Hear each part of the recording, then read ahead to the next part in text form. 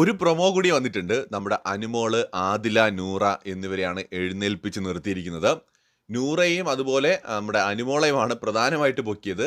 അതിൻ്റെ റീസൺ എന്ന് പറയുന്നത് ഇവര് നമ്മുടെ ഡ്രസ്സിംഗ് റൂമിനകത്ത് കയറിയിരുന്ന് സംസാരിക്കുന്ന ഇഷ്യൂവിലാണ് രണ്ടുപേരെയും പൊക്കിയിരിക്കുന്നത്. ഈ കഴിഞ്ഞ ആഴ്ചയിൽ നടന്ന സംഭവമാണ്. രണ്ടുപേരും കൂടെ ഡ്രസ്സിംഗ് റൂമിനകത്ത് കയറാൻ പോയി. അത് കയ്യോടെ തന്നെ പൊക്കുകയും ചെയ്തു. അത്യാവശ്യം നല്ല പോലെ നൂറയ്ക്കും അതുപോലെ നമ്മുടെ അനുമോൾക്കും കിട്ടുന്നുണ്ട്. അതായത് ലാലേട്ടൻ ചോദിച്ചപ്പോൾ ഈ ആഴ്ചയല്ല മുമ്പ് ചെയ്തിട്ടുണ്ട് ലാലേട്ട, അങ്ങനെ എങ്ങാണ്ടാണ് അനുമോള് പറയുന്നത്.